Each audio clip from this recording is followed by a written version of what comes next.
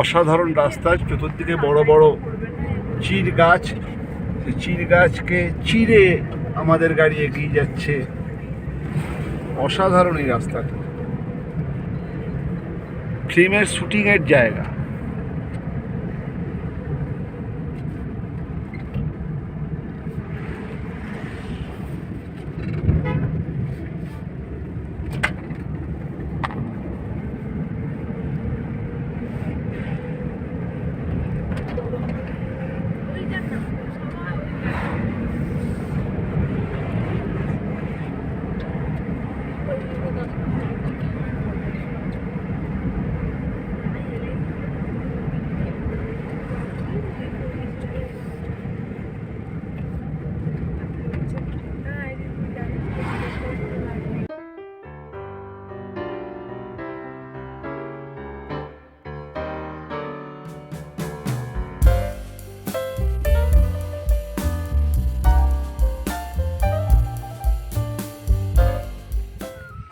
দেখুন উত্তরাখণ্ডের বিখ্যাত স্নো ভিউ অর্চিড, যেটা উত্তরাখণ্ডের আপেলের জন্য জগৎ বিখ্যাত, সেই স্নো ভিউ অর্চিড।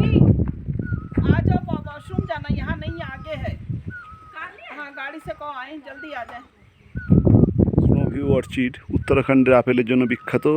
1850 সালে এর স্থাপনা। এখন সবে আপেল ছোট ছোট যেহেতু, সেই জন্য বাগান বন্ধ বাইরের দর্শনার্থীদের জন্য। কারণ যারা দর্শন করতে আসে বা দেখতে আসে সবাই 2-4টে করে আপেল ছিঁড়ে দেয়। আর ছোটো অবস্থায় আপেল ছিঁড়ে দিলে যে বড় হবে না, সেই জন্য আপেলের বাগান বন্ধ। আমি জুম করে কিছু আপেল গাছের দেখাচ্ছি, দেখুন কেমন আপেল হয়ে রয়েছে। আমি এখন আপেল বাগানে, মুক্তেশ্বর যাওয়ার পথে এই আপেল বাগানটা পড়লো। এবং এই আপেল বাগান, যদিও এটা প্রাইভেট প্রপার্টি, দেখতেই পাচ্ছেন নো অ্যাডমিশন, প্রাইভেট প্রপার্টি, এবং গেট বন্ধ, বাগানের গেট বন্ধ। কিন্তু আমরা এই সামনে থেকেই একটুখানি দেখুন, এগুলো সবই আপেল গাছ এবং আপেল হয়েও রয়েছে। আমি একটু জুম করে দেখাই।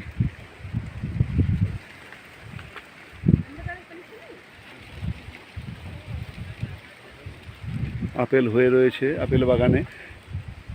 অন্য সময় এই মেন গেট খোলা থাকে এবং সামান্য টিকিটের বিনিময়ে আপনি ভেতরে, ওই যে দেখতে পাচ্ছেন যে একটি কটেজ রয়েছে, ওই কটেজের ওখান পর্যন্ত যেতে পারেন। এবং আসার পথে সমস্ত গোটা এই ঢালটা জুড়েই আপেলের বাগান এবং আপেলের বন, এবং প্রতিটা গাছেই এখন সবে আপেল যেহেতু হচ্ছে, এই জন্য প্রপার্টি বন্ধ করে রেখে দেওয়া হয়েছে।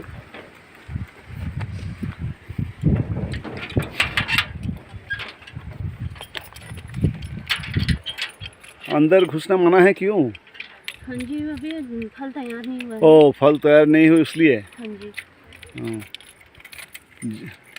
যেহেতু এখনও ফল তৈরি হয়নি, আপেল এখনও যেহেতু তৈরি হয়নি, তাই জন্য এখন সমস্ত আপেল বাগানটা বন্ধ। মানে বাইরে থেকে লোকেরা এসে আপেল টেপে এবং ছিঁড়ে ফেলে, এই জন্য আপেল বাগানের বন্ধ। দেখতে পাচ্ছেন কাঁচা আপেল এখন, দেখুন আমি জুম করেই দেখাচ্ছি। এইগুলো সব আপেল গাছ এবং সেই আপেল গাছ ভর্তি আপেল হয়েছে। এবং এগুলো কিছুদিন পরে বড় হবে, পেকে যাবে, টকটকে লাল হবে, এবং তারপরে আপনার আমার বাড়িতে ট্রান্সপোর্টের মাধ্যমে পৌঁছে যাবে। এইটা হচ্ছে কুমায়ুনের সে বিখ্যাত আপেল। এর সাইজ খুব একটা বড় হয় না, কিন্তু অসাধারণ মিষ্টি এবং অসাধারণ সুস্বাদু আপেল। এই যে দেখতে পাচ্ছেন, এইগুলো প্রত্যেকটি, এগুলো হচ্ছে আপেল গাছ।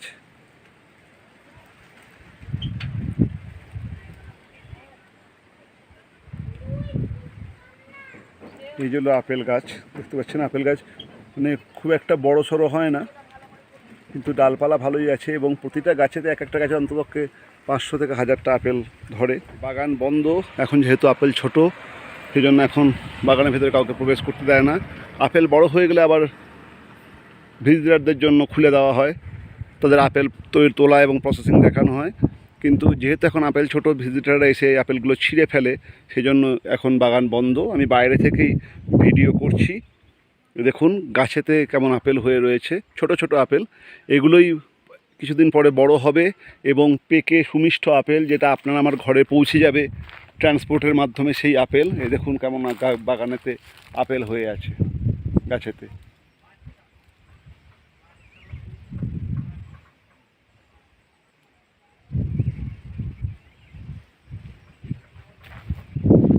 দেখতেই পাচ্ছেন গাছগুলোতে আপেল পরিপূর্ণ, কিন্তু সবই ছোট। এই হিমাচলের হিমায়ন অঞ্চলের এই অর্চিডটি বিখ্যাত তার আপেলের জন্য, এবং এই অর্চিডের আপেল কলকাতা এবং পশ্চিমবঙ্গের বিভিন্ন জায়গায় ট্রান্সপোর্ট হয়। আমি সেই অর্চিডের সামনেই।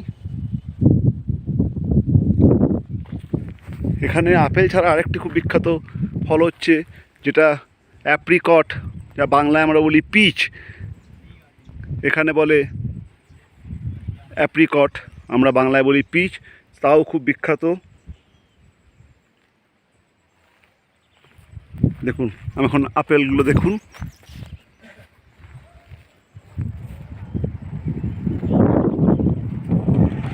আমাদের গাড়ি চলে এসেছি, আমরা আমাদের গাড়ির কাছে।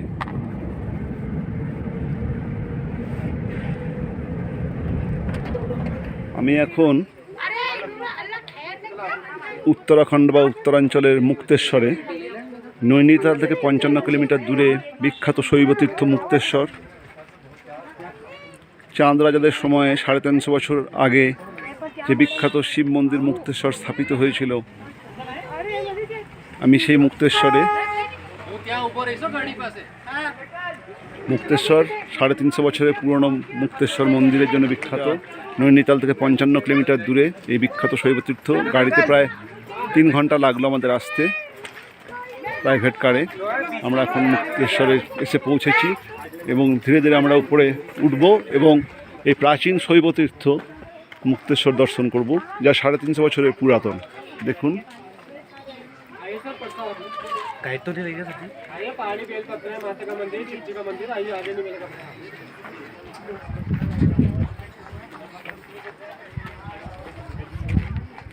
আমি এখন মুক্তেশ্বরে এবং যাচ্ছি মুক্তেশ্বর মহাদেব মন্দির, যা 350 বছরের পুরনো সেই মুক্তেশ্বর মহাদেব মন্দিরে দর্শন করতে। মুক্তেশ্বর মহাদেব মন্দির মানে মূল গেট থেকে মুক্তেশ্বর মহাদেব মন্দির প্রায় 700 থেকে 800 মিটারের দূরত্ব, এবং সেটা ধীরে ধীরে আপনাকে একটা চড়াই ভেঙে উপরে উঠতে হয়। আমি এখন সেই ট্রেকটা করছি। আমি মূল গেটে নেমেছি এবং সেখান থেকে ধীরে ধীরে চড়াই ভেঙে মুক্তেশ্বর মহাদেবের মন্দিরে যাচ্ছি। 350 বছরের পুরনো চাঁদ রাজাদের বানানো এই মুক্তেশ্বর মহাদেব মন্দির। আমরা সেই মুক্তেশ্বর মহাদেব মন্দিরে যাচ্ছি। পথে আমরা দেখে নেব চাউল কি জালি, একটি পাথরের অদ্ভুত স্ট্রাকচার, যাকে আমরা বলছি চাউল কি জালি। প্রায় চলে এসেছি সেখানে। দেখুন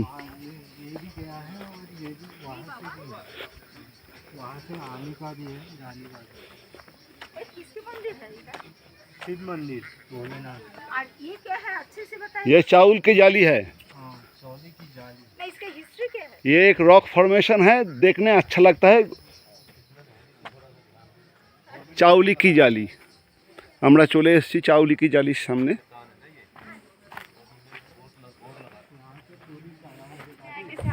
চাউলি কি জালি, এটি আসলে কিছুই না, এটা একটি অদ্ভুত দর্শন, রক ফরমেশন, যেটাকে সবাই বলছে চাউলি কি জালি। জালি মিন্স রক। এটা অদ্ভুত রক ফরমেশন, পুরো জায়গাটাকেই নিয়ে চাউলি কি জালি। দেখুন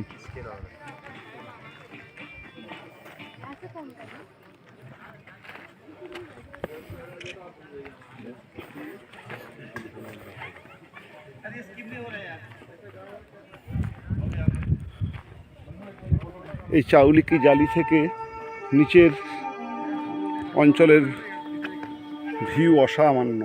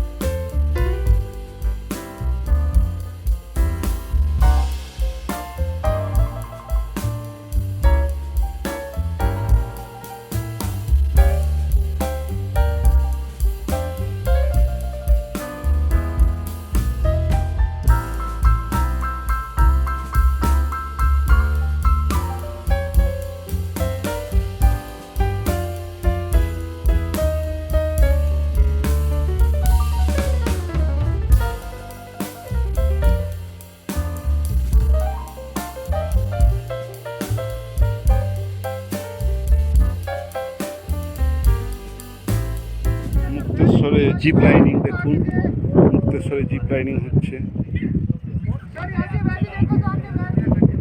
এই যে জিপ লাইনিং আমরা কাঞ্চনজঙ্ঘা ওয়াটারফলসে করেছিলাম, এই যে মুক্তেশ্বরে জিপ লাইনিং দেখছেন।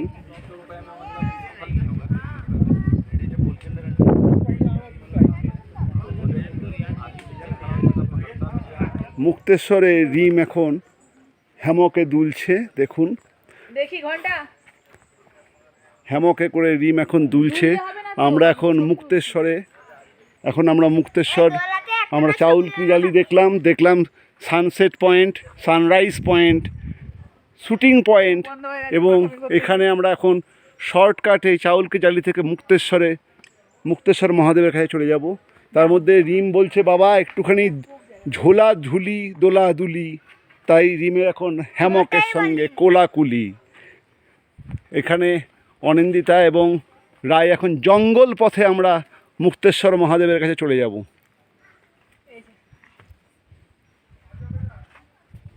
মুক্তেশ্বর মহাদেবের কাছে যাব, তার আগে আমরা জঙ্গল পথে একটুখানি শুটিং চলছে, অনিন্দিতা শুটিং করে নিচ্ছে মুক্তেশ্বর মহাদেবে যাওয়ার পথে। চাউলিকি জালি দেখার পরে আমরা শর্টকাটে জঙ্গল পথে এগিয়ে যাচ্ছি সেই বিখ্যাত মুক্তেশ্বর মহাদেবের মন্দিরের দিকে। চাউলিকি জালি নিচের একটি পাথরের যে ফরমেশন, স্টোন ফরমেশন, সেটা আমরা দেখলাম।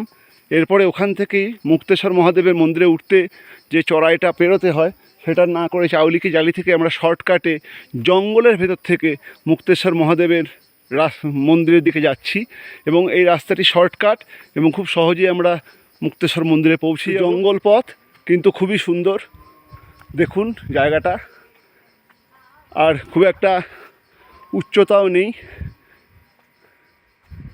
বেশ সুন্দর। আস্তে আস্তে আমরা এগিয়ে যাচ্ছি মুক্তেশ্বর মহাদেবের মন্দিরের দিকে। সামনে যাচ্ছে অনিন্দিতা এবং রিম, তার আগে আছে রায়। আমরা এগিয়ে যাচ্ছি মুক্তেশ্বর মহাদেবের মন্দিরের দিকে। শাল, সেগুন, টিক এবং প্রচুর বড় বড় পাইন এবং রোজউডের গাছ, একটা বিশাল ঘন জঙ্গল। সেই ঘন জঙ্গল থেকে আমরা এগিয়ে যাচ্ছি। এই যে নিচেই মুক্তেশ্বর মহাদেবের মন্দির। আমরা শর্টকাটে চড়াইটাকে অ্যাভয়েড করে চাউলিকি জালি দিয়ে, এটাও 1 কিলোমিটারই আমাদের হাঁটতে হলো, 1 কিলোমিটার আমাদের চড়াইয়ে উঠতে হতো, তার বদলে আমরা মোটামুটি সমতল জায়গা দিয়ে হেঁটে এলাম। তবে এটা গভীর জঙ্গল। চাউলিকি জালি দিয়ে এটা শর্টকাটে মুক্তেশ্বর মন্দিরে যাওয়ার রাস্তা। মুক্তেশ্বর মন্দিরের শেষের পথটি যথেষ্ট কষ্টদায়ক, মানে খুবই খাড়া, এবং সেই খাড়া বেয়ে আমরা উপরে উঠছি। জঙ্গল পথে প্রায় 1 কিলোমিটার আমরা হেঁটে শর্টকাটে এসছি। নিচের খাড়া পথ থেকে 900টা সিঁড়ি কষ্ট করে উঠতে হতো, 900 সিঁড়ি রয়েছে, কিন্তু এখানে আমাদের শেষে 150 সিঁড়ি ভাঙতে হলো, কিন্তু সেটাও খুবই খাড়া। অবশেষে আমরা মুক্তেশ্বরের সামনে 350 বছরের পুরনো চাঁদ রাজাদের তৈরি বিখ্যাত মুক্তেশ্বর শিব মন্দির। সমগ্র হিমাচলবাসীর কাছে অত্যন্ত পবিত্র এবং জাগ্রত। এখানে মানুষ তাদের মনস্কামনা পূর্ণ করতে আসে, বাবার কাছে মানত করে, এবং মনস্কামনা পূর্ণ হলে আবার মুক্তেশ্বর মন্দির দর্শন করতে আসে। এই মুক্তেশ্বর মন্দিরের প্রবেশদ্বার, আমরা এবার ঢুকবো। অবশেষে পৌঁছে গেলাম সেই বিখ্যাত 350 বছরের পুরাতন মুক্তেশ্বর মহাদেব মন্দিরে। প্রায় 2 কিলোমিটার হাঁটছি, 1 কিলোমিটার জঙ্গল পথে, আর শেষের 1 কিলোমিটার না হলেও 500 মিটারের মতো খাড়াই সিঁড়ি বেয়ে মুক্তেশ্বর মন্দির। চাঁদ রাজারা, যারা আলমোড়া, রানীক্ষেত, কৌশানী বিংশ রাজত্ব করেছিলেন, তাদের হাতে তৈরি এই মুক্তেশ্বর মন্দির। মুক্তেশ্বর শিব বলা হয় মনস্কামনেশ্বর শিব, অর্থাৎ মানুষ এখানে মানত করে এবং তাদের মনস্কামনা পূর্ণ হলে তারা মুক্তেশ্বর মন্দিরে পুজো দিতে আসে। এই সেই বিখ্যাত মুক্তেশ্বর মহাদেবের মন্দির। আমরা এখন সেই মুক্তেশ্বর মহাদেবের মন্দিরের কাছে, 350 বছরের পুরনো মুক্তেশ্বর মহাদেব মন্দির।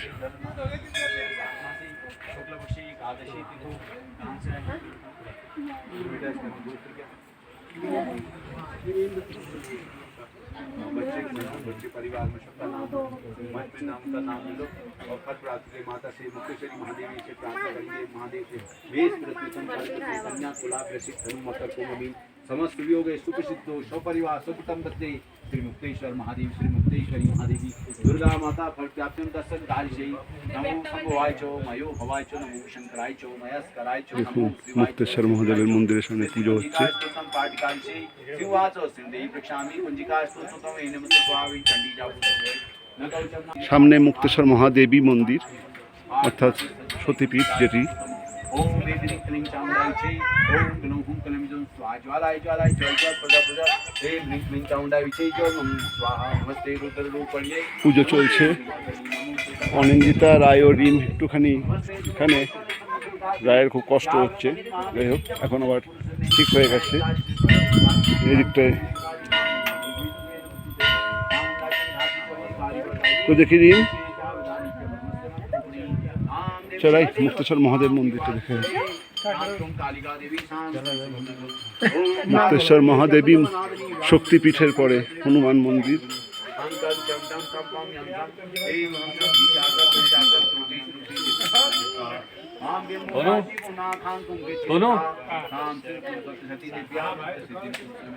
এবং তারপরে আমরা যাচ্ছি মূল মহাদেব মন্দিরে, মুক্তেশ্বর মহাদেব।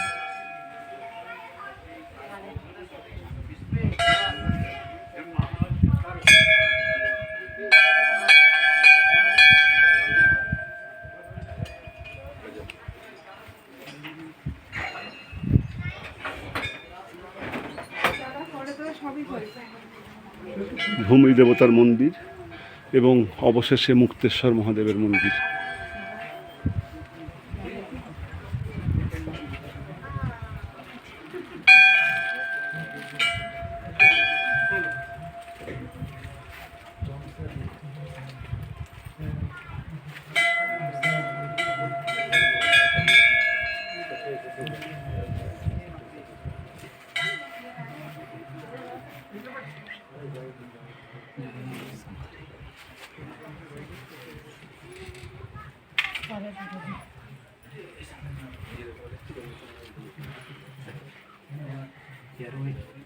বিখ্যাত মুক্তেশ্বর মহাদেব মন্দির।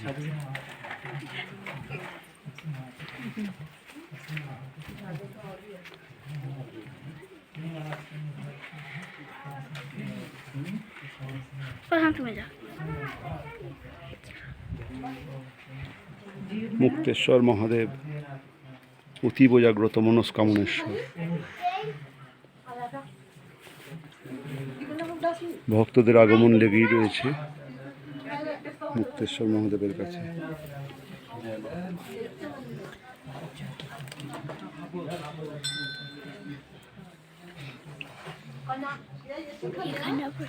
জয় বাবা মুক্তেশ্বর, জয় মহাদেব। মুক্তেশ্বর থেকে নৈনিতালে ফেরার পথে বাওয়ালি মার্কেট পেরোনোর পরেই এক অসাধারণ দৃশ্যের সাক্ষী হলাম। এটা হচ্ছে ভূমিধার নৈনিতাল সেলফি পয়েন্ট। আমি মুক্তেশ্বর ভ্রমণ করে ফিরছিলাম নৈনিতালের দিকে। একটু আগেই নৈনিতালে প্রচণ্ড বৃষ্টি হয়েছে, আর বৃষ্টি হওয়ার পরে একবার ওয়েদারটা দেখুন, অসাধারণ লাগছে। জায়গাটা পুরো কুয়াশায় ভরে গেছে, আর এই সেলফি পয়েন্টে প্রচুর গাড়ি দাঁড়িয়ে সব ছবি তুলছে নিজেদের। কিন্তু টোটাল জায়গাটা পুরোটা অদ্ভুত একটা আবহাওয়া তৈরি হয়েছে। এটা একটা ফুড ট্র্যাক, ছোট ফুড ট্র্যাক, আর দেখুন জায়গাটাতে পুরো কুয়াশাতে কেমন অদ্ভুত আবহাওয়া তৈরি হয়েছে। আমাদের গাড়ি দাঁড়িয়ে আছে, কিন্তু এই যে ওয়েদার, এ অসাধারণ একটা দৃশ্যকল্প সৃষ্টি করেছে।